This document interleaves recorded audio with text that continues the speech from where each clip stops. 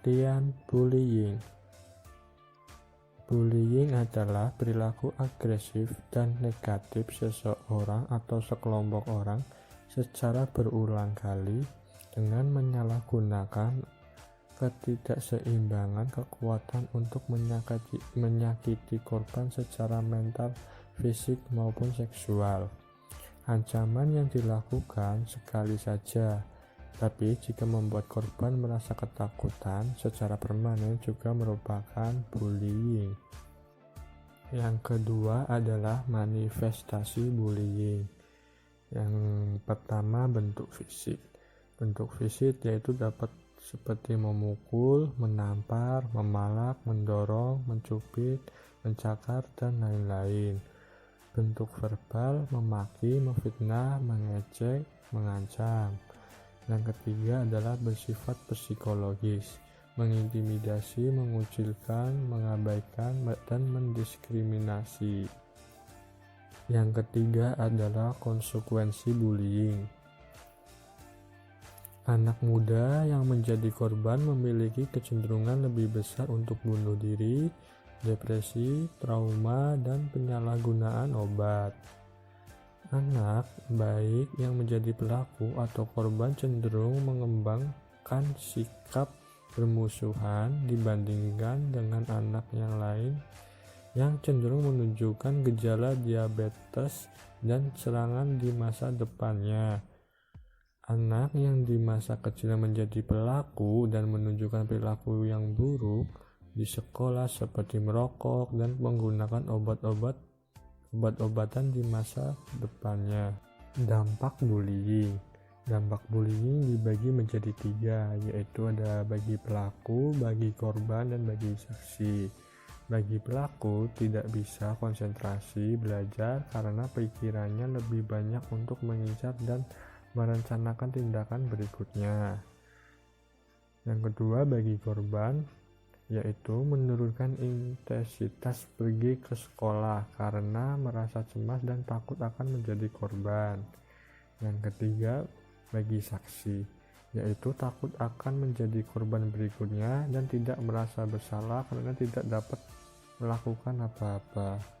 Lalu dampak korban. Dampak korban di sini terdapat 7. Yang pertama, korban merasa menderita. Yang kedua, korban mogok atau malas datang ke sekolah. Yang ketiga, korban kehilangan kepercayaan dan konsep diri.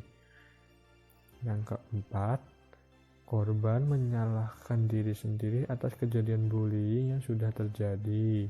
Yang kelima, korban kehilangan konsentrasi belajar. Yang keenam, korban menunjukkan gejala stres. Dan yang ketujuh, korban membahayakan kehidupan mereka sampai mengarah pada kematian. Lalu, mengapa bullying bisa terjadi? Yang pertama, bullying bisa terjadi karena adanya kesempatan untuk terjadinya bullying. Yang kedua, adanya anak yang merasa dominan atau memiliki harga diri atau konsep diri yang rendah di sekolah dan memiliki karakter agresif. Bisa disebabkan karena pengalaman atau pola asuh keluarga yang kurang sesuai. Yang ketiga, minimnya pengawasan dan rendahnya kepedulian sekolah terhadap perilaku siswa dan siswinya. Yang keempat, lingkungan sekolah yang mendukung suburnya premanisme di sekolah, misalnya seperti geng, kelompok yang tidak terorganisir dan tidak mempunyai tujuan yang jelas. Karakteristik pelaku bullying dibagi menjadi ada 4. Yang pertama, agresif terhadap orang lain termasuk guru dan orang tua. Yang kedua, secara fisik lebih kuat, secara sosial dominan dan berusaha untuk menguasai orang lain.